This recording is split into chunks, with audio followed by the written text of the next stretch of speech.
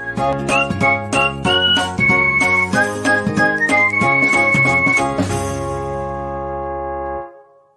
Everyone, welcome to my channel medico prime education. आज के video में हम लोग बात करेंगे क्रेब्स साइकिल के बारे में। ठीक है, क्रेब्स साइकिल को याद करने का ट्रिक हम लोग डिस्कस करने वाले हैं और इसका पूरा कॉन्सेप्ट और थ्योरी सारा डिस्कस करने वाले हैं। ठीक है, एक एक चीज।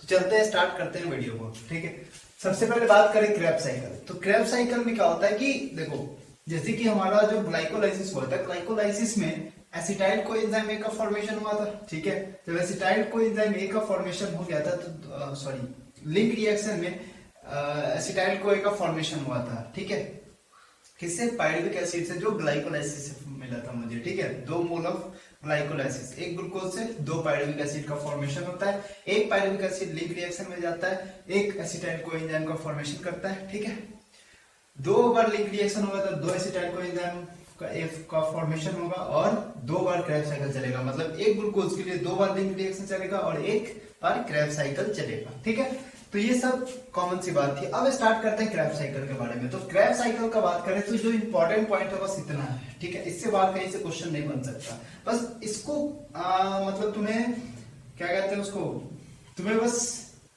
यूज करना आना चाहिए इस पूरे को। ठीक है, कैसे यूज करना है देखो, जैसे कि क्रेब्स साइकिल की बात करें तो पहला प्रोडक्ट कौन सा है इसमें? Citric acid. ठीक है, पहला प्रोडक्ट कौन है? Citric acid. साइट्रेट या साइट्रिक एसिड, साइट्रेट इसलिए बोल रहे हैं क्योंकि एक एस इसमें रिमूव है। ठीक है, ये आयन के फॉर्म में, इसलिए इसको बोलते हैं साइट्रेट। ठीक है, मैट्रिक्स ऑफ माइटोकॉन्ड्रिया में ये होता है। ये प्रोसेस कहाँ होता है? मैट्रिक्स ऑफ माइटोकॉन्ड्रिया में। ये टोटली एरोबिक प्रोसेस है। ठीक है, ऑक्सीजन के प्रेजेंस में होगा, कभी भी प्रोकैरियोट्स में देखने को नहीं मिलता। दूसरी बात है कि इसमें 2 मोल ऑफ CO2 रिलीज होता है। पहला मोल यहाँ पे रिलीज होता है और दूसरा मोल यहाँ पे रिलीज होता है। इसको बोलते हैं डीकार्बोक्सिलेशन। क्या बोलते हैं इसको? डीकार्बोक्सिलेशन। ठीक है, तो ये भी बात करेंगे कौन सा ऑक्सीडेटिव डीकार्बोक्सिलेशन है, कौन सिर्फ डीकार्बोक्सिलेशन और किसमें सिर्फ ऑक्सीडेशन हो रहा है। ये तीन चीज में डिफरेंस है। ठीक है, अगर क्वेश्चन इस तरह का आया ना, तो सबसे हार्ड लेवल का क्वेश्चन होता है वो तुम बना लोगे जो अगर इस वीडियो को सारा देख लिया तो। ठीक है, अब स्टार्ट करते हैं। सबसे पहले साइकिल को, साइकिल को याद करने का ट्रिक है। क्या ट्रिक है? Can I okay okay sell sweet for money officer. ठीक है, can I okay sell sweet for money officer. ठीक है, तो ये ट्रिक है जिसे याद कर सकते हैं। कैन से हो जाएगा साइट्रेट, आई से हो जाएगा आइसोसाइट्रेट, ओ से हो जाएगा ऑक्सैलोसक्सिनेट, के से हो जाएगा अल्फा कीटोग्लूटारेट, सक्सिनाइल COA से हो जाएगा सेल से हो जाएगा सक्सिनाइल COA। ठीक है, स्वीट से हो जाएगा सक्सिनेट। ठीक है, और फॉर से हो जाएगा फ्यूमारेट, मनी से हो जाएगा मैलेट, ऑफिसर ओ से हो जाएगा ऑफिसर, ऑक्सैलो एसिटिक एसिड। ठीक है, अब स्टार्ट कर। देखो, अब तुम्हें याद रखना है कि इसमें नंबर ऑफ कार्बन कितना है। ठीक है, नंबर ऑफ कार्बन याद रखने के लिए सबसे पहले याद रखो कि साइट्रेट का जो है साइट्रेट, अब जब ये पूरा सबस्ट्रेट मुझे याद हो जाएगा, तो जब पूरा सबस्ट्रेट याद हो गया तो मुझे याद रखना है कि साइट्रेट 6 कार्बन का होता है। ठीक है, साइट्रेट 6 कार्बन का होता है, ऑक्सैलो एसिटाइल कोएंजाइम 2 कार्बन का होता है। ठीक है, तो ये 4 कार्बन और 2 कार्बन मिलकर 6 कार्बन बना है। ठीक है, अब ये 4 कार्बन कैसे आया? देखो, आइसोसिट्रेट ऑक्सैलोसक्सिनेट में, यहां तक तो ऑक्सैलोसक्सिनेट में 6 कार्बन है। CO2 में देखो, अब यहाँ पे एक CO2 रिमूव हो गया तो 1 कार्बन कम हो जाएगा, इसमें से CO2 रिमूव होगा तो ये 5 कार्बन होगा। तो अल्फा कीटोग्लूटारेट 5 कार्बन का होता है। एक बार क्वेश्चन आ चुका है। ठीक है, अब जब अल्फा कीटोग्लूटारेट से फिर से एक CO2 रिमूवल हो गया तो इसको बोलेंगे सक्सिनाइल कोएंजाइम है। क्या बोलेंगे इसको? सक्सिनाइल कोएंजाइम है। जब सक्सिनाइल कोएंजाइम में 4 कार्बन का, सारा का सारा 4 कार्बन का होगा। क्या याद रखना है? ऑक्सैलोसक्सिनेट से ओके के बीच में क्या होता है? ओके के बीच में CO2 निकलता है। ठीक है, ओके के बीच में CO2 निकलता है और ओके सेल, क्या याद रखो? ओके सेल के बीच में CO2 रिमूव होता है। ओके के बीच में और सेल के बीच में CO2 रिमूव होता है। ठीक है, O और K के बीच में, K और सेल के बीच में CO2 रिमूव होता है। ठीक है, ये चीज याद रखो, ऐसे याद रख लेंगे हम लोग। आई बात समझ में? अब चलते हैं, इसको अब अच्छे से डिस्कस करते हैं। जैसे कि अब डिस्कस करते हैं साइकिल के बारे में। जैसे कि सबस्ट्रेट आया साइकिल, तो इसमें सबस्ट्रेट कौन है? एसिटाइल कोएंजाइम है। TCA साइकिल का सबस्ट्रेट कौन होता है? एसिटाइल कोएंजाइम है। ठीक है, उससे कोएंजाइम ए का रिमूवल होता है जिसके कारण साइट्रेट का फॉर्मेशन होता है और ऑक्सैलो एसिटेट का कंडेंसेशन। एनसीईआरटी में लिखा हुआ है कि condensation of acetyl coenzyme with oxaloacetic acid starts with the Krebs cycle, ठीक है, in the presence of citrate synthase, बहुत इंपॉर्टेंट है एग्जाम ये एंजाइम, ठीक है। साइट्रेट सिंथेस के प्रेजेंट में acetyl coenzyme A oxaloacetic acetate condensation करता है, एसिटाइल कोएंजाइम ए के दोनों को कंडेंसेशन स्टार्ट होता है in the presence of water, ठीक है। अब जब ये फॉर्म हो गया तो क्या होना, साइट्रेट, साइट्रेट किसमें चेंज होगा, आइसोसाइट्रेट में, ये दोनों एक दूसरे का आइसोमर है, यहाँ पे एंजाइम कौन सा यूज होगा, आइसोमरेज, ठीक है, जैसे जनरल सी बात इसलिए मैंने लिखा। आइसोसिट्रेट से ऑक्सैलोसक्सिनेट का फॉर्मेशन हो रहा है, देखो आइसोसिट्रेट से ऑक्सैलोसक्सिनेट का फॉर्मेशन हो रहा है, ये भी 6 कार्बन है, ये भी 6 कार्बन है, बट कम क्या हो रहा है, हो क्या रहा है कि यहाँ पे एक NAD+ आया, NADH में फॉर्मेशन हो गया, ठीक है। तो यहाँ पे एनर्जी का फॉर्मेशन होता हुआ मुझे दिख रहा है, और जहां कहीं भी एनर्जी का फॉर्मेशन मुझे दिख रहा है तो मतलब वहां पे क्या लिखा है, देखो किससे फॉर्मेशन हुआ, आइसोसिट्रेट से फॉर्मेशन हुआ, ठीक है, मतलब आइसोसिट्रेट से फॉर्मेशन हुआ, और एंजाइम कौन सा यूज हुआ, आइसोसिट्रेट डिहाइड्रोजिनेज, ठीक है, आइसोसिट्रेट डिहाइड्रोजिनेज। तो यहाँ पे क्या हो रहा है, डिहाइड्रोजिनेशन हो रहा है, क्या यहाँ पे क्या हो रहा है, डिहाइड्रोजिनेशन, ठीक है।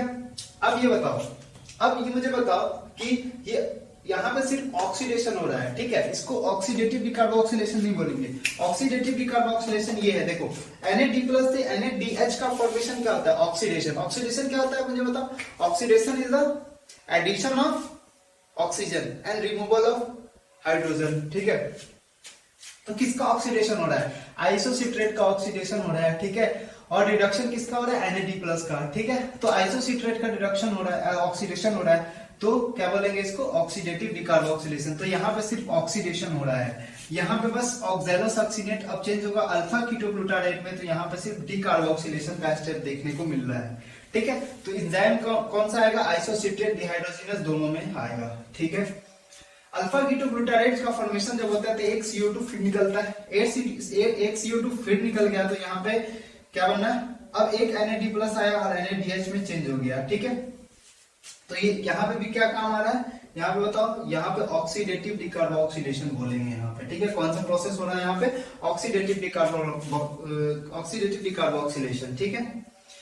अब कैसे ऑप्शन में कैसे बचाएंगे, देखो मैंने क्या बोला कि डिकार्बोक्सिलेशन किसको बोलते हैं, O-K सेल, ठीक है, O से K आने के बीच में, K से सेल आने के बीच में जब होता है, K से सेल आने के बीच में डिकार्बोक्सिलेशन होता है, तो या तो डिकार्बोक्सिलेशन ये होगा या तो ये होगा, ठीक है। लेकिन ऑक्सीडेटिव बोल देगा तो ऑक्सीडेटिव वाला ये स्टेप हो जाएगा जब हमारा सेल मतलब यहाँ से सक्सिनाइल CO एंजाइम ए का फॉर्मेशन हो रहा होगा। तो ऐसे क्वेश्चन को अप्रोच करना है क्रेब्स साइकिल के बारे में, ठीक है, इस तरह के क्वेश्चन पूछे जा सकते हैं। तो सक्सिनाइल कोएंजाइम ए जब 4 कार्बन का फॉर्मेशन होता है तो अब क्या होता है कि एक कोएंजाइम ए निकलता है, ठीक है, एक GDP आता है, GDP में चेंज होता है, फिर ADP आता है, ADP में चेंज होता है, ठीक है, ये इस तरह का साइकिल चलता है। अब क्या होता है, ATP का फॉर्मेशन हो गया यहाँ पे, तो यहाँ पे क्या बना, सक्सिनेट का फॉर्मेशन हो गया, सक्सिनाइल कोएंजाइम ए निकला और सक्सिनेट का फॉर्मेशन हो रहा है यहाँ पे, ठीक है। सक्सिनेट किस में चेंज होगा, फ्यूमारेट में चेंज होगा। अब जब कभी भी फ्यूमारेट, देखो अब FADH2 याद रखो कि FADH2 कहाँ पे निकलता है, FADH2 कहाँ निकलता है, मुझे बता, FADH2 सिर्फ यहाँ निकालेगा जहां पर फ्यूमारेट बन रहा है, जहां पे सक्सिनेट से फ्यूमारेट बन रहा है, मतलब SF जा रहा है, कहाँ जा रहा है, SF, स्वीट से for, sweet for what, FADH2, देखो लास्ट में फॉर है ना, तो FADH2 का फॉर्म, फ्यूमारेट है ना तो FADH2 का फॉर्मेशन होगा, ऐसे याद रखो, ठीक है। अब जब फ्यूमारेट का फॉर्मेशन हो गया तो किसमें चेंज होगा, मैलेट में, मैलेट चेंज होता है ऑक्सैलोएसिटिक एसिड में, ठीक है। अब देखो, तब यहाँ पे फिर एक NAD+ आया और NADH का फॉर्मेशन कर गया, ठीक है, NADH, फिर ऑक्सैलोएसिटिक एसिड फिर से रिजनरेट हो जाता है और फिर से साइकिल में चला जाता है। आई बात समझ में। तो सबसे पहला बात यह है कि फर्स्ट को ये सारा चीज मैं समझा दिया हूँ। अब देखो, अब मेन बात है एनर्जेटिक्स का बात करते हैं। तो TCA साइकिल में एनर्जेटिक्स का बात करें तो कितना NADH का फॉर्मेशन हुआ, 3 NADH। ये कितना ATP बनाएगा, एक NADH 3 ATP देता है, ठीक है। ETS साइकिल में जाने के बाद तो एक NADH 3 ATP देता है, तो 3 ये हो गया, 3 × 3 9 ATP का फॉर्मेशन हो रहा है, ठीक है, 9 ATP ये हो गया। एक FADH2 का फॉर्मेशन हो रहा है, एक साइकिल का बात कर रहे हैं यहाँ पे, ठीक है। यहाँ पे एक साइकिल का बात करते हैं तो एक FADH2 2 ATP का फॉर्मेशन करता है। ठीक है, एक GTP बन रहा है जो एक ATP के बराबर होता है। टोटल अगर करें तो 12 ATP का फॉर्मेशन होता है। ठीक है, अब मैं कुछ क्वेश्चन करता हूं कि एक ग्लूकोज अगर TCA साइकिल में इंटर करता है, मतलब पूरा एक ग्लूकोज का ऑक्सीडेशन से कितना टोटल ATP का फॉर्मेशन होता है, तो क्या आंसर देंगे 38। क्या आंसर देंगे 38। कैसे कैलकुलेट होता है पता ही होगा। ग्लाइकोलाइसिस में कितना NADH बनता है, ग्लाइकोलाइसिस में 2 NADH बनता है। ठीक है, और 2 ATP का फॉर्मेशन होता है। ठीक है, तो इससे हम लोग कैलकुलेट कर सकते हैं। लिंक रिएक्शन में 2 NADH बनता है एक ग्लूकोज से, और इसमें इंटू 2 करते जाओ, इंटू 2 करते जाओ, इंटू 2 करते जाओ, इंटू 2 करते जाओगे तो आंसर मिल जाएगा 24 यहाँ से आ जाएगा। ठीक है, तो इसको कैलकुलेट कर सकते हैं। ठीक है, इस तरह से ये एनर्जेटिक्स है। ठीक है, तो ये पूरा एक क्रेब्स साइकिल का पूरा एक कॉन्सेप्ट था जो मैं शेयर किया हूँ, और ये बहुत बेहतरीन और बहुत ज्यादा क्वेश्चन यहाँ से आ सकते हैं। ठीक है, तो इसको अच्छे से प्रिपेयर कर लेना। I hope you like the video and don't forget to subscribe my channel. Have a nice day, thank you so much.